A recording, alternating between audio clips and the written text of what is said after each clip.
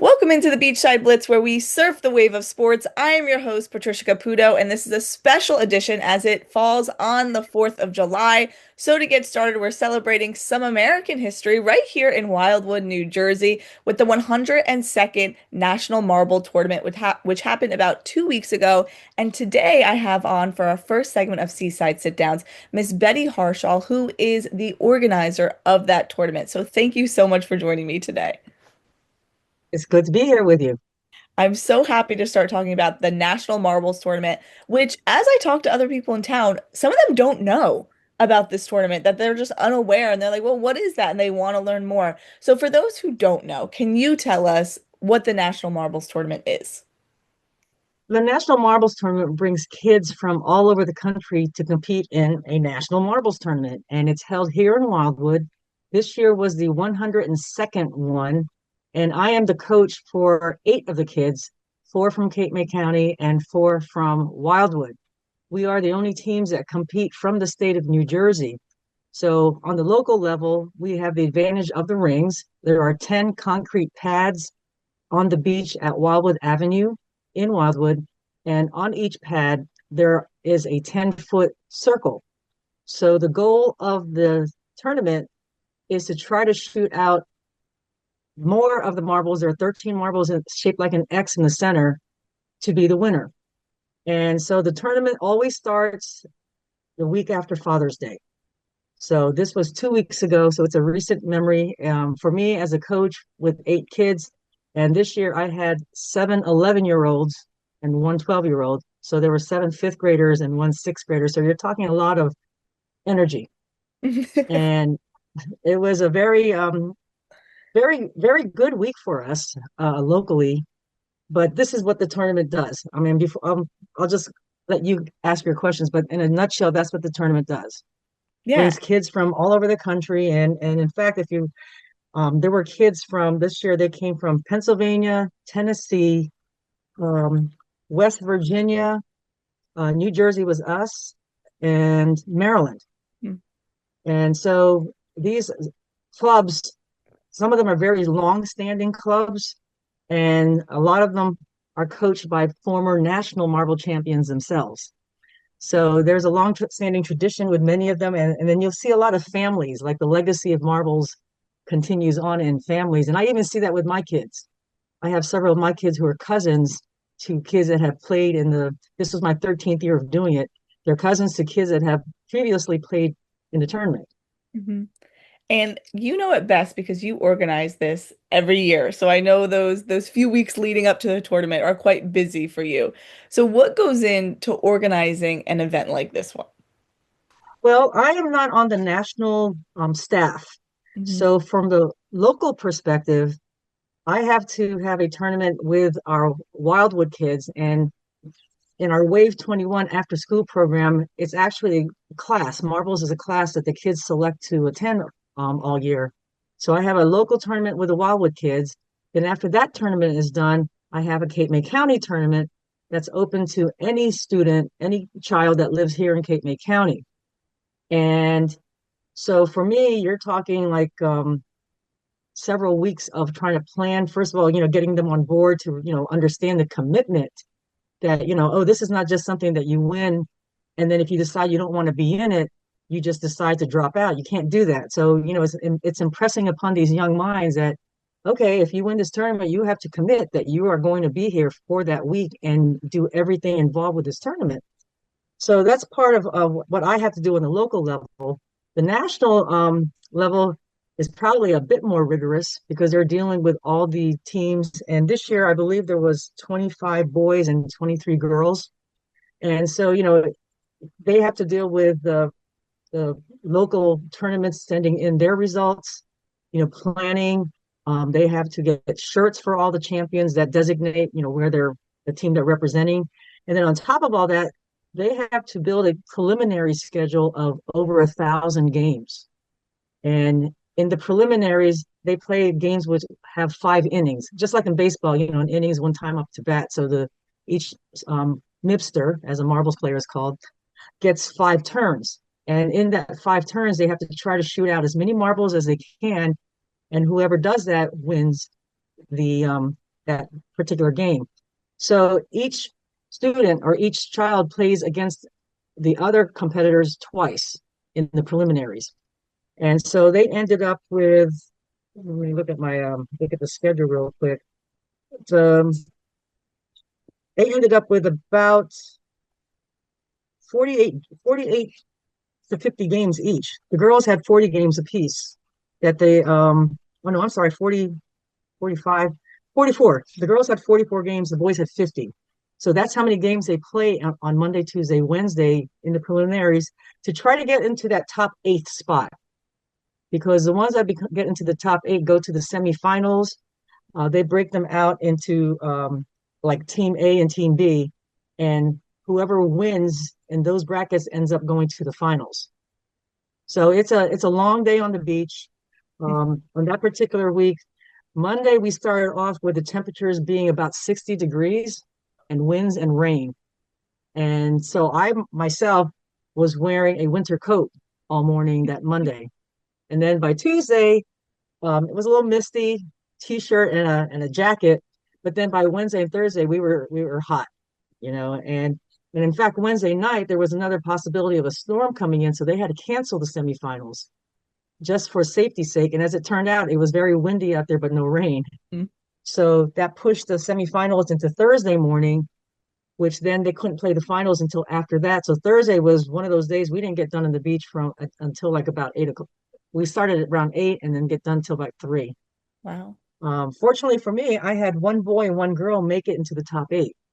So they had the ceremony for crowning the king and the queen and also presenting the trophies to the top 8 after all the finals are done. So we just kind of hung out there at the beach. And then that evening, this is all on Thursday now, they had the pizza party and the induction into the Marbles Hall of Fame for the past year's king and queen. Mm. And so the 2024 king and queen made their presentations, which are now part of the um, entourage of things that you can see down at the Greater Wildwood Chamber of Commerce, which is where the National Marbles Tournament Hall of Fame is held. And then on top of that, one of my young boys, Jesus, was named the Male Sportsmanship Award winner. And so he is going to receive a $500 scholarship when he graduates from high school for being like the best sport this year. The winners, the kings and the queens, receive a $2,000 scholarship upon graduation from college to go towards whatever their post secondary or post high school education is. So, when you say marbles, and like you said, you've run into people and they have no clue what it is. They don't, even local people that have been here for a while don't realize that this is taking place. But when you say marbles, you usually see a smile that goes along with it because people have happy memories of playing whatever games they played when they were young and playing marbles. And so the tournament's done. It's been 2 weeks. I'm about fully recovered from it now. um, I got the sand all out of my truck, because I transported my students and everything. And my husband opened up the vacuum cleaner and is like, look at how much sand you pulled out. There must have been like 2 cups of sand that when I cleaned my truck out. But all in all, I think it was a good experience for all the kids that were involved in the tournament, and especially for the new king and queen this year. The male champion was Vincent Ruiz, who was from Standing Stone, Tennessee. And this young man went undefeated in the semifinals. Oh. In the finals, you have to play the best out of 15. In other words, you have to shoot 7 out of the 13 marbles in a game's called Ringer, and you have to win 8 of the 15 in order to win. He won 8 straight. Wow. He was just amazing to watch, and then come to find out that he learned how to play marbles last October from YouTube Wow. and managed to, develop his skill and, perfect it and everything. And this was his first year of ever competing in the national tournament. And the young lady that won, Elise Peterson, was from Allegheny County, and she defeated her teammate also from Allegheny County. So, Allegheny County this year was going to get a girl champion regardless, but it went 8-5 with that. They were tied at 5-5 at one point, and then Elise managed to get another 3 wins and claim the crown. And so the sportsmanship award again went to Jesus Cruz, who is from Wildwood, and Olivia Crawford from Harrison County, West Virginia, got it for the girls.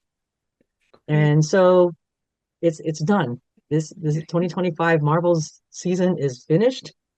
And for me, I'm happy to be off the sand for a little bit, but then the cycle will, start all over again. Yeah, of course. So I want to ask about your experiences with marbles. What got you to this point to say, I want to coach and help other children learn about marbles? Well, if I can go back to my childhood, which was a long time ago, we used to play different types of marbles games. And my father was in the military, so we lived right off of what was then called Fort Benning, Georgia. And we spent many afternoons playing all sorts of different types of marbles games. And so when we moved up here to New Jersey, which was in 1967, our school district, and I went to a school in New Jersey, Pemberton Township. Hmm. The Rotary Club there sponsored the marbles tournament in our elementary schools, and I won the tournament there in 1969. And so we fed into what was then the Greater Philadelphia area tournament. Like I guess if you drew a circle around Philadelphia, whether you were in New Jersey or Pennsylvania, you fed into that tournament, and I won that tournament. So in 1969, when I was 10, I came down to play on the beach here in Wildwood. Um, I didn't have coaching per se. This was basically just my own, playing marbles. So I didn't have anybody to tell me all about, how to really develop finesse for the game, etc. But I remember coming down to Wildwood as a terrified 10-year-old with the boy champion, and I had a chaperone, and all I can remember his name was Lou. And Lou was a bodybuilder. And the only thing I may still have somewhere in my possession of Lou is an autographed picture of himself in this kind of a pose. That's it. So I still, I can clearly remember being young and playing on those rings. So what happened as far as me getting involved with coaching was we have a 21st Century Community Learning Center grant that gives us an after school program here in the Wildwood School District. And so 13 years ago, I retired from teaching in the Wildwood District. And 13 years ago, the administrator of the program came up to my doorstep, and I taught health and PE. And she just said, we want to start a marbles program in the after school program. And I said, oh, well, I was a former marbles champ when I was 10. And the gentleman that was coming in to help us is Jerry Sieber. And Jerry is a retired PE teacher from Special Services. And he had been involved with bringing kids from New Jersey to the marbles tournament during the 90s. Mm. But his student population kind of changed, and wasn't able to do that anymore. But he came and was able to help us get our program started in Wildwood. So Jerry and I have been teaching these kids for the last 13 years, and we started the program around February. Matt Corley, who is on the board of directors for the National Marbles Tournament, came up and gave us like a little quick lesson in March. And by June, we were thrown into the tournament. And so, as a coach, it was like, okay, I had one boy and one girl champion at the time. And I don't remember exactly how they did, but it was like, you learn from also seeing the other coaches and seeing the other players and talking to people. And so by the third year of the tournament, we were able to increase our numbers to two boys and two girls. And it was 2017, I think, when I was able to start a Cape May County team, because I actually had a lot of kids that were interested in it. So we, created this new team. And that's how I ended up coaching 4 boys and 4 girls, a total of 8 kids every year. And so in 2022, the tournament had stalled for 2 years because of COVID. Mm. They didn't have one in 2020 and 2021. So in 2022, they allowed our 15-year-olds who would have been eligible during those 2 years, because the age for the marbles tournament is 7 to 14. They allowed those 15-year-olds to compete on all the teams. So my Cape May County team was made up of 4 15-year-olds. These were 4 kids that had done well in the tournament before the COVID hit. And we had an exceptionally good year that year. Six out of my eight, three boys and three girls, all made it into the top eight.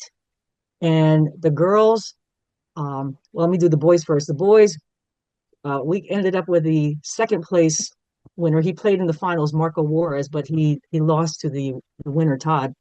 And then in the girls, Jessica Johnson and Evelyn Marino battled against each other. So we were in that situation where we were going to get a queen, a girl champion, no matter what happened. And Jessica Johnson ended up winning.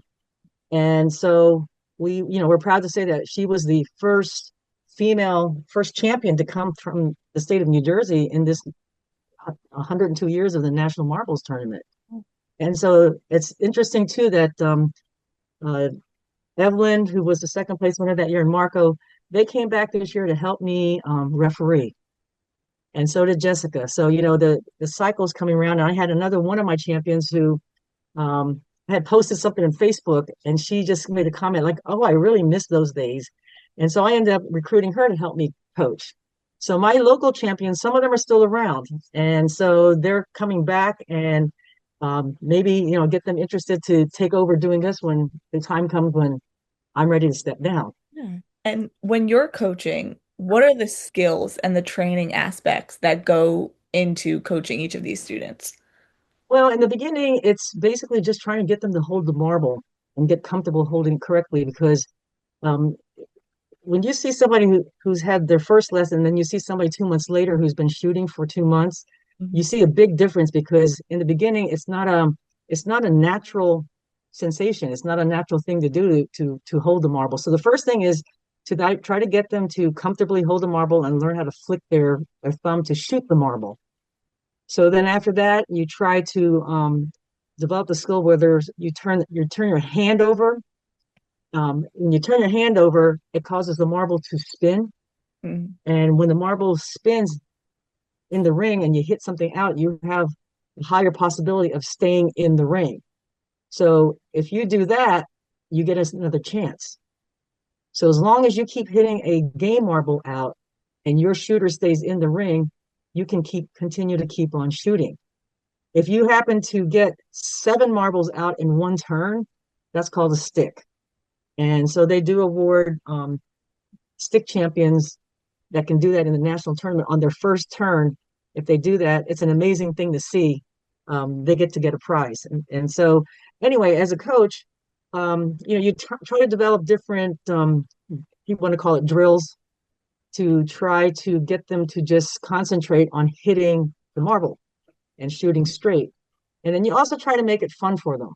So they have like, friendly competition. I reward them with dum dum lollipops because they'll do anything for a dum dum lollipop or any candy for that matter. And so, during the course of the year, we'll start working on that. And then we also have mini rings, which they look like the big rings, but they're only about maybe 3 foot in circumference. And so they'll practice playing on that. And so, we'll develop friendly competitions, so anything to keep their interest. They would have class once a week. So it's not like they lose interest because it's overdone, but anything to try to encourage them to shoot correctly, to spin, also work on angles, because that's the other thing when shooting marbles is you don't just take a shot. You have to think about like, okay, if this marble is real close to the edge, do I have another shot behind it in case I miss it? Because that does happen. And so when I get to practicing just the champions, you try to perfect their skills even more. And again, we have the advantage of being outside, being able to use the big rings on the outside. And shooting on that big 10-foot diameter ring is much different than shooting on the smaller rings indoors. Mhm. And so, you also have wind factors, but the same thing, you're trying to focus on what you're shooting at and your angles. And on the bigger ring, it's a bigger challenge. There's no other way to put it. And so, you're trying to work on that. We're also working on lagging skills. On the rings, there's a line that goes across um, one side of the ring. A lag is used to determine who gets to shoot first in a game. And during the preliminaries, a lag is also used to determine who wins a game if the game ends up in a tie. So lagging is actually quite important. And so when you lag out on the big rings, you have to have 1 foot on contacting the wood. and then you have a count, 1, 2, 3, lag. Both contestants lag at the same time, and whoever gets closest to the ring on either side without hitting any wood is the winner of that lag. So, several of my kids realized why I pushed the lag so much. And, because they were just kind of like, they'll do this, and then it gets serious. And it's like, man, I lost that by like just a little bit in the lag. I said, told you, Yeah. so the lagging is something, I focus on all year long. And in fact, like I said, I use the candy as a bribe. And there were these candies that I can't remember the name of them. They come in little packs. They're about this big, maybe about 3 inches. And I put 8 of them in my pocket. And they're out there doing all their drills, and they'd be like, "Okay, go do 10 lags. Okay, go do 10 snooker shots." The snooker shot is one where the marble's like right like on the edge of it, and if you do it correctly, you shoot the game marble out, and your shooter stays in. So they had to do like maybe 10 of those, whatever number suited me that day. So then when they got done with that, it was like, okay, what do I do next? I said, okay, do one candy distance away from the thing, and then it would be two. So it ended up they would be doing like maybe 3 inch shots, 6 inch shots, 9 inch shots, and then after they got done with that, well, what do I do next? I said, you can eat the candy. So I found out that that worked really well for them this year, But the whole point again is just trying to work on different types of shots with them because you don't know what you're going to end up with. Some of the angles are really tough, and you just like I'll have competitions where it's like, okay, who let's see who can clear the rings first, and it might be like the girls against the boys, or it might be Cape May County against Wildwood during our practices, and so it's just again they just have to experience different angles while they're practicing and just keep on focusing. Mhm. And as someone who has been a champion, as someone who has gone through coaching year after year, what joy do you get from watching these children fall in love with this sport? Well, it brings back good childhood memories for me. And as I said, when I came down, I was a terrified 10-year-old. I mean, my parents didn't come down with me. It was just me. And I see now, like, with these kids that come from out of state, their whole families are here. This is their destiny to be here is to play marbles, and they're on vacation. My situation with my kids is a little different because we live here. So, Hmm. they don't get to the experience of staying in a hotel, um, of eating out every meal. They have to go home. And so home for them, might involve, both parents they're working. They're coming from working families. Hmm. So their families can't always come up and watch them play. So myself and my assistant this year, Janae, we tried to, like, whenever anybody was playing, make sure that we had eyes on all of them. And sometimes all 8 of them were on. So that way, you can have some kind of comment to make to each of them, like, that was a good shot, or, adjust your angle, something to let them know that you were watching them. And so they know that you're supporting them. So my joy that I get from this is that over the years, Jerry Sieber and I have provided them a memorable experience that, even now, like some of them are graduating from college. Some of our ones from back in the day, they're in the upper years of college, or they're parents now. I know that my very first boy champion, William, is a father now. Okay. And so, and you figure that 13 years ago, he must have been like fifth grade. So he's in his maybe mid to late 20s now. So you just want them to think back and say, marbles was fun, that they had a good experience, and they don't even realize the kind of support that they have sometimes from this community, and that everybody's really gung ho for them to do well. So the joy that I get as a coach is just seeing them develop, and then as they get, go through high school and get older and become adults, they smile when they talk about being in marbles, and they'll say, "Oh, do you remember when?" And I may or may not remember what it is they did.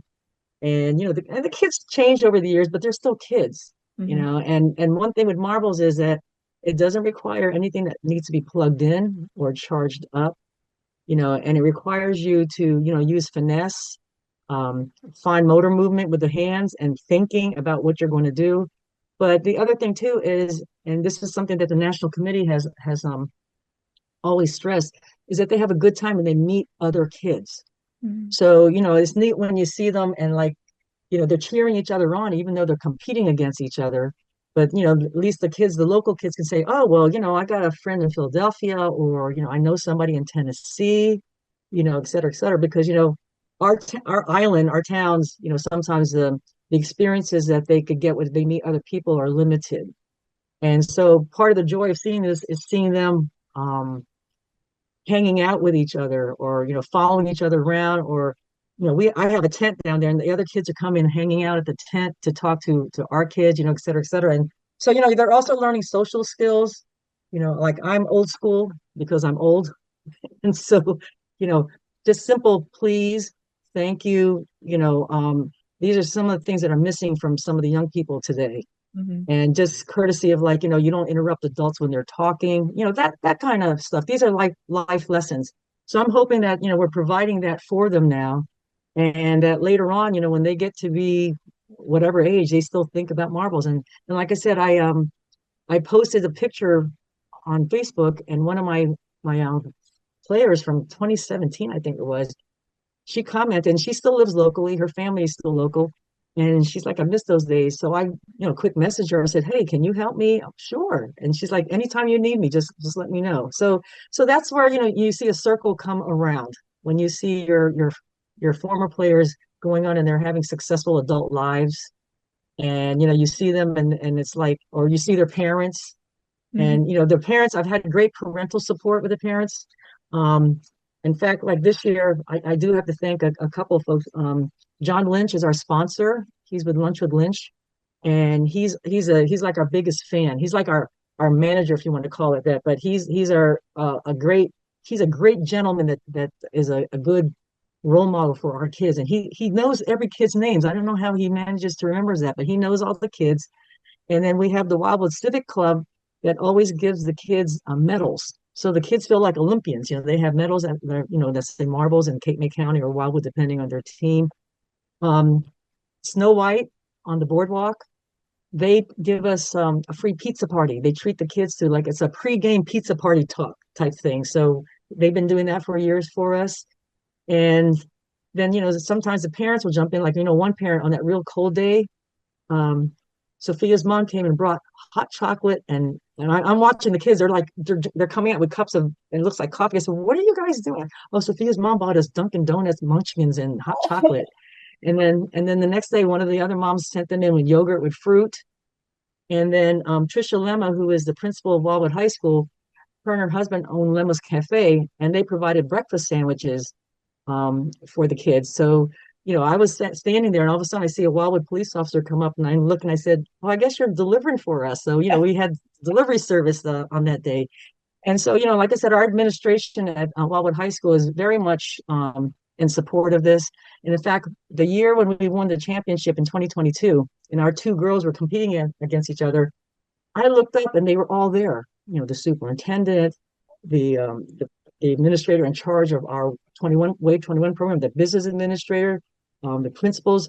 And I'm like looking at them, and I'm like, I thought you had a meeting today with the Department of Ed. And they said, "Oh, we did. We told them what was going on, and we postponed it." So they were all there.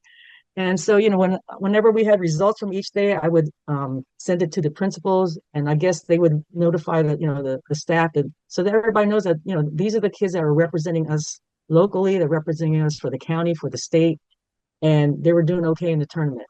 So every year, so far, we've been fortunate. We've had at least, some representation in the top eight, and the program is growing strong. It's also been getting younger.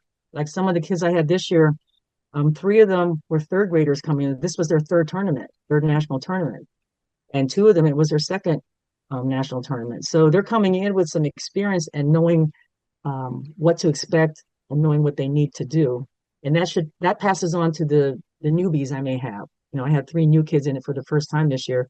So now these kids know that, well, if they want to do this again next year, they have like the targets on their back, and they got to defend their titles.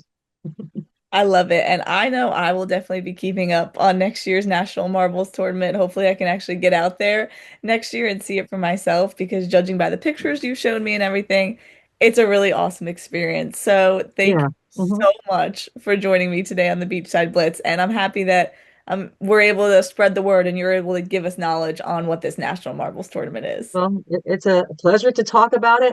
It's something that, when I tell even adult friends, like, I'm a coach for a marble tournament, it causes puzzlement, and then I have to explain it, and, if I wear a shirt, marbles, so that's the kind of reaction you get from, a lot of folks. And again, it's just something that, it's a unique experience for the kids that are able to be in it, because there's not a whole lot of them really. And as they grow to be adults, they can say, hey, I was in this tournament. Hmm. So they can just put in their bag of life experiences. And that is so special. So again, I'll be keeping up on it next year for the 103rd annual. But thank you, Miss Harshaw, so much for joining me on the Beachside Blitz on this special edition of 4th of July. We will be right back after this break. Support from Cape May Radio and the Center of Community Arts comes from Cape Island Woodwork, offering residential and commercial woodworking services while preserving Cape May's historic architecture. More information is available at capeislandwoodwork.com. Support for Cape May Radio WCFA 101.5 FM and the Center for Community Arts comes from Flying Fish Studio, offering wholesale, retail, and custom screen printing services located at 130 Park Boulevard, West Cape May, New Jersey. For more information, you can visit flyingfishstudio.com. You are listening to Cape May Radio WCFA 101.5 FM, the Center for Community Arts. Before our next interview, we'll do a quick segment of social scoreboards. We got two for you today on X, as there is a WNBA team coming to Philadelphia. David on X says, I'm in on this. Hopefully these ladies can show the Sixers how it's done in 5 years. Coming in at number 1 dozen rats at a keyboard says, the new WNBA team's @ is Phila WNBA on X, but Philly WNBA on Instagram. They can't even coordinate a unified brand presence. They already feel like they've been a team in the city for decades. With a purple heart. That's all I got for social scoreboards. Next up, we have another segment of Seaside Sit-Downs. Welcome back to the Beachside Blitz, where we surf the wave of sports before we get into our second interview on Seaside Sit-Downs of this special 4th of July edition. Let's get into a segment of Social Scoreboard. We'll take 3 of the best X comments or social media comments about the WNBA finally bringing a team to Philadelphia, Cincinnati, Detroit, and Philadelphia, all getting a team within the next 5 years. So let's hop right into it. Philadelphia on X says, how they weren't an inaugural team in 1997 blows my mind. Just 5 more years, Philadelphia, 5 more years. David on X says, I'm in on this. Hopefully these ladies can show the Sixers how it's done. Yikes. A dozen rats at a keyboard says the new WNBA's team @ is Phila WNBA on X, but Philly WNBA on Instagram. They can't even coordinate a unified brand presence. They already feel like they've been a team in the city for decades. They're right at home already, apparently. With that being said, in 5 years, the WNBA is bringing a team right here to Philadelphia, something to look forward to. And something that Bobby Bonilla looks forward to every July 1st is his $1.193 million check from the New York Mets.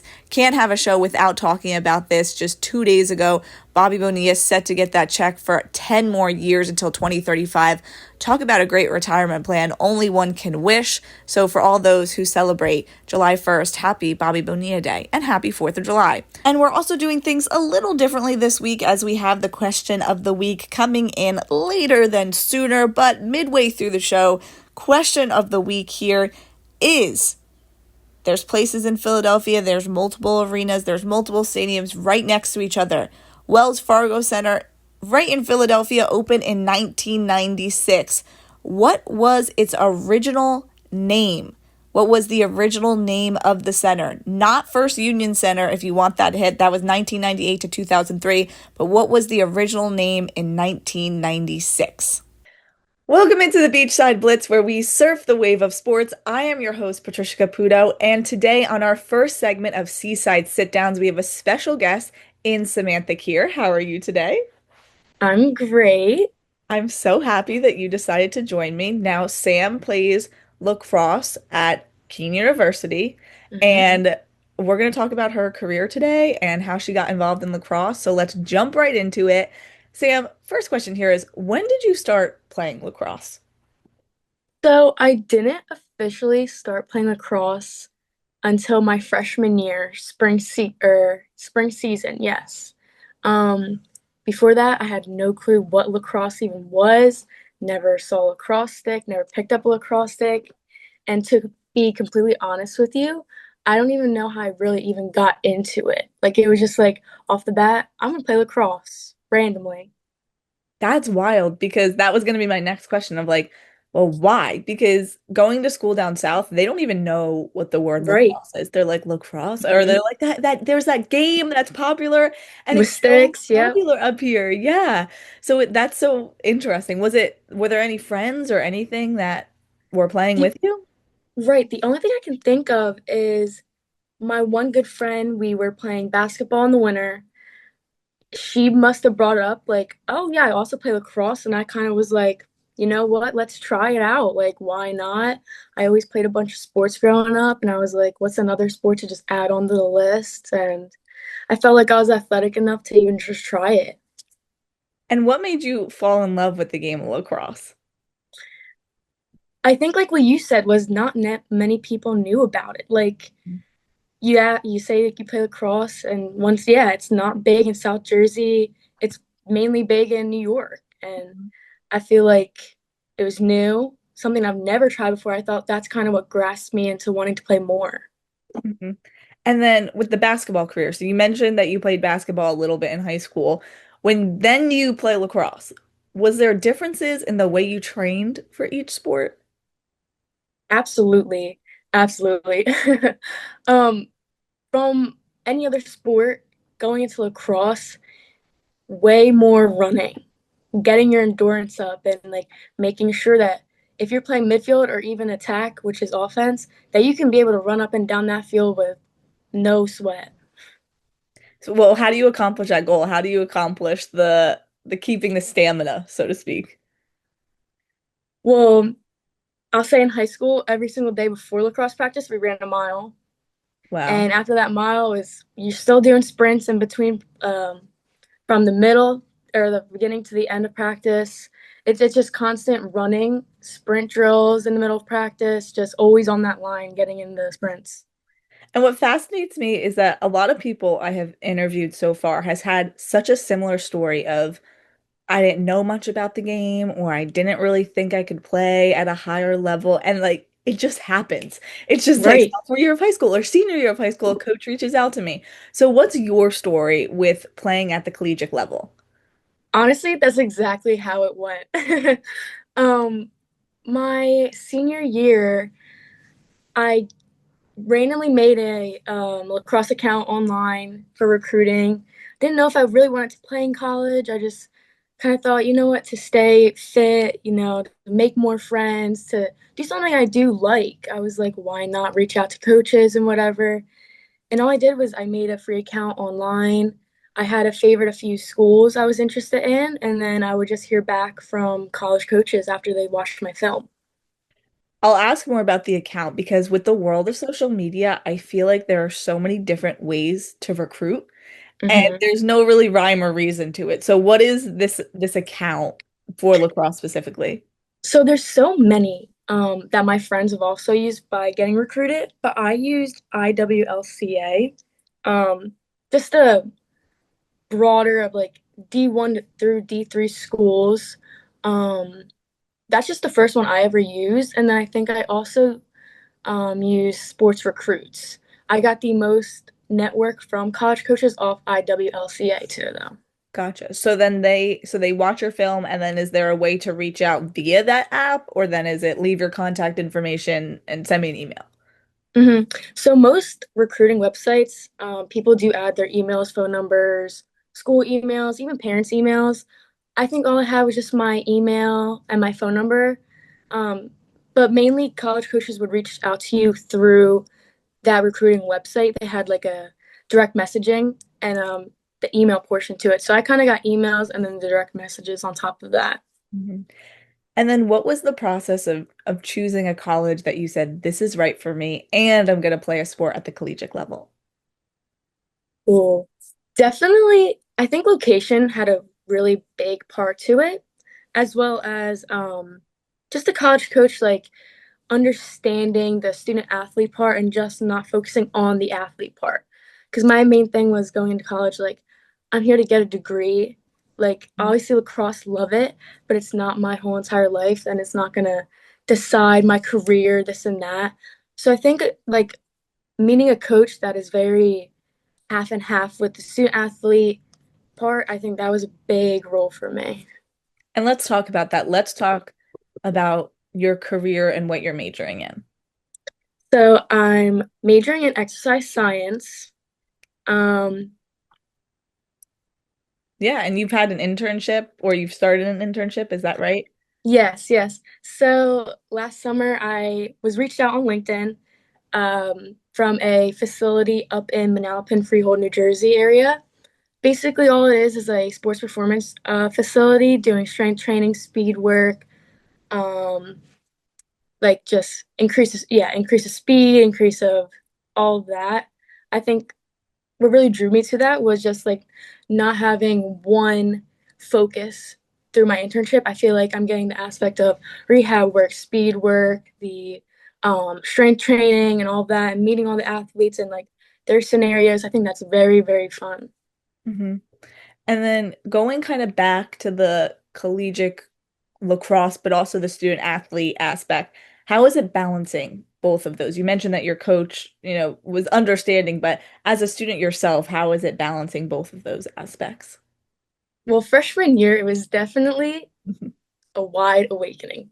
Different aspects of high school. Um, Really, I feel like with some of my other teammates, it's kind of more of a trial and error, like what works best for you. The only good thing with Kean was that all student athletes would have to do study hall hours. They're mandatory on that. So that was very helpful to have a part of the day for a few days of the week where I was designating an hour or two to just homework, studying, getting my work done for the week so that I don't have to worry about it before lacrosse practice, after classes that are done for the night. I feel like that was a big thing of just figuring out what's best for me because it doesn't work for every other person. Like you need to figure out that schedule yourself. And when you're figuring that out, speaking on the sports aspect of it all, what was the difference between playing lacrosse at a high school level and then playing at a collegiate level? It's a totally different game, different rules, different than quarters and halves. In college, we played quarters. High school, we played halves. So that was definitely different. The training also. I mean, college, like you're having speed tests, you're strength training twice, 3 days a week in the fall, and then in the spring, you're working out every single day before practice. Um, it's more just like you're putting in a little more effort with all your teammates, yourself. You're gonna hit the track, you're gonna hit the weight room when you guys maybe already have, but you want to get in that extra workout to see more of yourself. I feel like definitely crazier aspect. And besides the quarters and the halves, is there a specific rule that happened when you came into college and said, "Oh my goodness," or like, "What? This is just different from than what I did last year"? So many, but I think the main one that sticks out is maybe just the stick checks. After you score goals in college, the ref's going to come over. You have to drop your stick and they have to check your stick if it's legal or not, or if the pocket's too low, too tight. Mm. So that was, I think, probably the biggest one of like, wow, this is so different. Like you could just score goals in high school and walk off. No, college, like you're getting checked to make sure your stick's legal. Wow, and I assume that takes more time, right? A little bit. Sometimes the refs don't really worry too much about it. It's kind of just like all right, put the ball on the stick, drop it. All right, it's good. Mhm. And then, okay, you're good to go. Yes, Right. that's again a lot of interviews that I've done. I love to ask that question because there's Hmm. always something that's so different, and they're like, it's just weird when you're in that. It's so, yeah. There's so many different things, especially with lacrosse. And Yeah. the game's still changing today. Like they're still making new rules, taking back rules. So how do you go about that? Like when you're going into the season, is it here's an overview of the changes and stuff that happened this season? Yeah, so usually my coach sends out the NCAA packet for the year of women's lacrosse for us to read through. And she also just kind of hits key points of, all right, this is penalty times. This is how the red, yellow, green flag is going to be working through the season. This is what they're adding. So it's nice to just kind of keep tabs on what's kind of happening, but I feel like no one fully understands the rules no matter what, because it's always something new, something different, and you're like, all right, the ref's blowing the whistle. I don't know for what, but okay. Like, So you're just kind of going with the flow. right, there's just too many rules sometimes. Totally understood. I think, Bill Belichick is one of like the best rule memorization nerds in the Mhm. NFL. And everyone's like, he knows the rule book more than anybody else. But then there's other coaches who are just like, All randomly right. them out. So it happens, but it is interesting that again, every year it's changing. So it is almost like, in a sense, you kind of are starting fresh to say, okay, I know this, I have some background information here and there, but what are Right. we doing now? Let's figure it out. So I'll ask you again, the traveling aspect of going to different colleges and experiencing their atmosphere, what is that like? It's so fun, especially like with me and some of my other friends on the team. Not many people say toured many colleges around the states. It's kind of just more of a we're gonna stay in New Jersey, stay close to home. But like seeing these other colleges like even Montclair, Stockton, it's a different atmosphere and it's like just it feels just like different people. Like wow, this is how your college looks. Well, my college looks like this. My college looks better than this. It's like kind of like comparing both of them too. It's kind of funny. We're like, we kind of have we have the best facilities here. This one kind of, So that's funny. Like, and it's also just so fun, like traveling to New York for a few hours of the day, like just with your friends. It's like you're seeing Statue of Liberty, like things you don't ever see too. Like, it's kind of just like fun to experience that all as a team. And now when you go to New York, is it a 1 day trip up and back? Usually it is. The only overnights we really ever have is sometimes Virginia when we do go down. But usually during season we don't try to have overnights. It's usually just spring break is overnight stays. Gotcha. And then just a typical life, your day as a student athlete, what does that look like during the season? So definitely during season we're going to lift around 9 in the morning for an hour.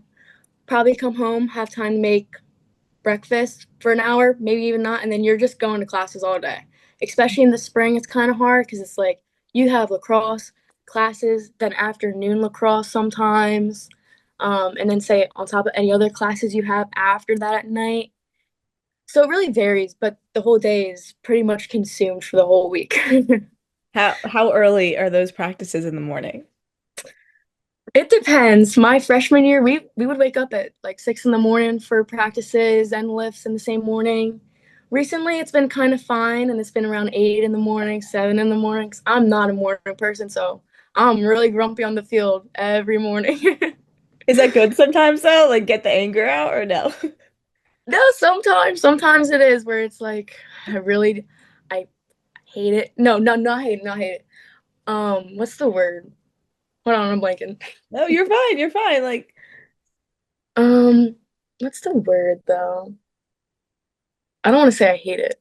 maybe a little frustrating just because it's like maybe that moment, not that you hate Kind of it, just like at, grumpy. at that moment. Yeah. Right. It's kind of just like Right. you're in a grumpy mood and you're kind of like, let's get this over with the day so I can do everything else. Yeah. Like, let's get this one out of the way. Exactly. When you're in the thick of it, it's hard not to think ahead, right? It's hard to be, Right. no, it's great. Like, and then, maybe afternoon practices are a little better. Right. Yes. Yeah, better. All right, well, shifting gears a little bit. We talked about it a little bit earlier, but you're majoring in exercise science. So describe what are you looking to do with your degree after graduating? So, actually, originally, before going to college, I was always set on going to radiology school, becoming a radiologist, getting my doctorate. Um, but I decided my senior year when a college coach reached out to me and I met her, and I was like, you know what? I feel like it would be fun to play lacrosse in college. Sadly, Kean did not have a radiology program. So the closest thing I kind of felt that I would like was exercise science, which I think was a great idea. Exercise science is such like a big spectrum of what I can do in the world of like, I could go to PT school, I could go to PA school, or I can just become a teacher still at the end of the day. Like if I want to go get my teaching certifications, become a strength coach or speed coach, like I could do so much.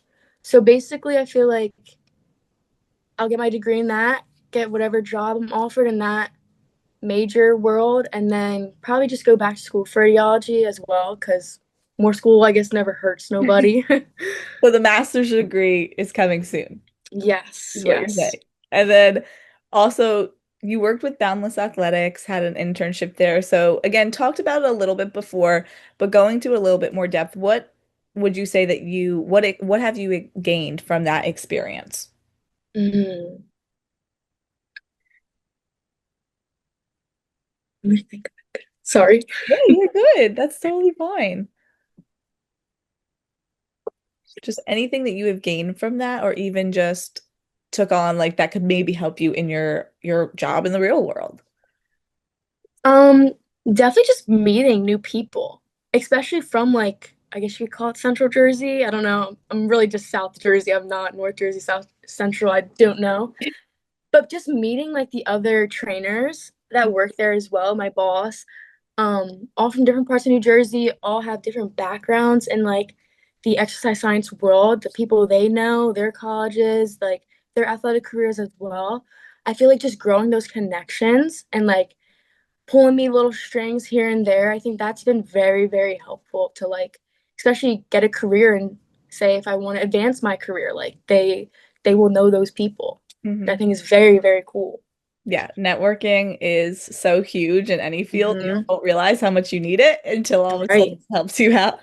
And I think you also sparked a debate there with the Central Jersey thing, just saying that like, Absolutely, I did. people will be like, it doesn't exist or it does exist. I really don't know. I don't know either. I don't I know. like I'm just confused. The governor says it does, other people says it doesn't. But I agree with you. I'll stick to South Jersey for as long as Absolutely. going back to lacrosse and this season. Talked a lot about seasons prior, how you got involved, but what are the expectations for the team this season? This upcoming season, I think definitely just teamwork. Just going back to the basics of teamwork. We're working, we're putting in all this work. We're playing for each other on the field. Like there's no just 1v1s, it's a team sport. We're gonna do it together. If you see your teammate down on like down the field kind of struggling a bit, it's like you're picking them up and you're like, all right, we're doing this, like let's go. Next ball we got, like we're taking Mhm. it right to the net. Like it's always just carrying each other. So I think that's definitely what we're going to try to focus on this upcoming season is just taking it back to the basics of it doesn't have to be complicated. Mhm. We just have to do the easy things before the hard ones. That's a message from a leader on the team. You'll be entering your senior season, so what are the expectations for yourself personally as well? Definitely just giving it all I got. My last year going to be able to play lacrosse, being able to see the girls every single day and going to speed work with them, strength training. I feel like just giving it all I got and just, you know, leaving like a good mark on my underclassmen of like, Mhm. all right, we saw what she did. Like she was passionate about it. So like let's do it like for that next girl, sort of. And when it's all said and done, I know you have a whole year left, so I don't want to rush it, but where do you see lacrosse in your life after college? That is such a good question because it's always kind of like in my head of this will be my last year. Like, oh, I could coach, I could train girls, this and that. I feel like I wouldn't mind coaching, like going into a high school level, middle school level. I feel like assistant coaching wouldn't be bad, like still being able to see the sport grow and teach younger kids, like, let's play lacrosse. Once again, lacrosse isn't a huge thing and it's starting to grow. I feel like being a part of that at a young age would be really, really fascinating. Mhm. And I'm sure the rules will be very different by then, but I think Hmm. again, if that's something that is you're passionate about, I love to hear that. Because again, with a few people that I've interviewed, it's like my journey's over and I'm okay with that. And then Mm-hmm. there's people like you who are like, I'm so passionate about this. I want to do it for others. I want to do it at a higher level. And I just love that because, a lot of the times you're like, oh, it's just a sport. But seriously, it has such an impact on so many lives like it has on yours. And hopefully one day you can impact younger children as well if you do decide to take that coaching route. And kind of to wrap things up, I was looking at your little bio that your college had put up, and it had a few questions about you. I'm not sure if you remember them, but that's why I kind of wanted to like test your knowledge to see did things change since you made that. I don't know how often they update this, so so it has some questions on there, and I'm gonna see if you remember if you're still into this music. So first question, what type of music are you into, Sam? All right, that bio was from 2 years ago. I That's never, for okay. some reason, got the new questions for last year, and so my questions just stayed the same as a joke. Good. Great. So you remember them? I remember the music one. The other ones I don't remember. Okay, good. Well, I got all three, so I'm excited for this. Okay, what type of music are you into? On my bio, it says emo rock and Billy Joel. Yes, there you go. Alright. What's your favorite Billy Joel song? I don't know. You didn't put this on To there. be honest, I'm just Uptown wondering. Girl or Vienna. Okay. Yeah, valid. Absolutely.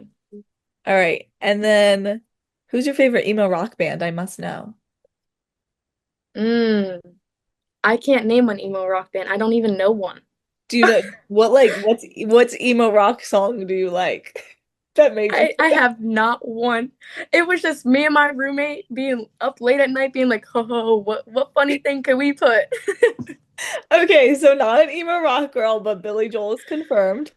Absolutely, As, Billy Joel. okay, have you ever seen him live? I have not. No. I heard he's great. Like when he was able to go live. I know now he's Yeah. kind of sick now, but I heard he was Hmm. great. Last question. Would you rather cook or order in? Do you remember what you said? I think I might have said have someone cook for me, but I don't remember which friend. Was it Shannon Palin? It wasn't. It was Julia Sider. yes. Yes, so that is your friend. Is that your friend from college? It is, yes. Okay. Okay. Well, yeah, you wanted her to cook for you. She cooks for me all the time. Oh, good. I was gonna ask. I was like, does she actually cook for you, or was that just you? No, mainly it's me cooking. Oh, Sometimes I'll let her in the kitchen and cook, but she gets me a little scared in there. what's the go-to meal? Ooh. We've made a lot of taco bowls last Okay. year. Okay. Valid.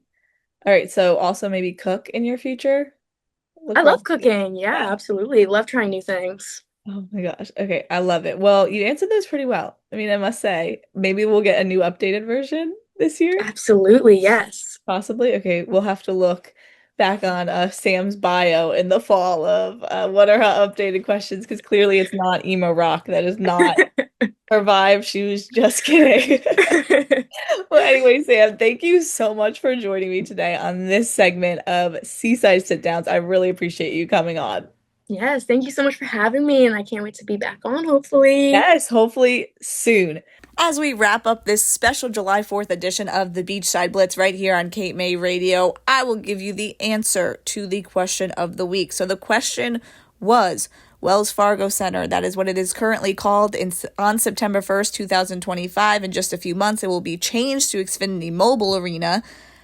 But when it first opened in 1996, what was its original name? It was not First Union Center. If you were thinking that was from 1998 to 2003. But in 1996, when it first opened, home of the Flyers, home of the 76ers, what was the original name? Here's the answer. The original name was Core States Center. Core States Center, the home of the Philadelphia 76ers and the Flyers in 1996.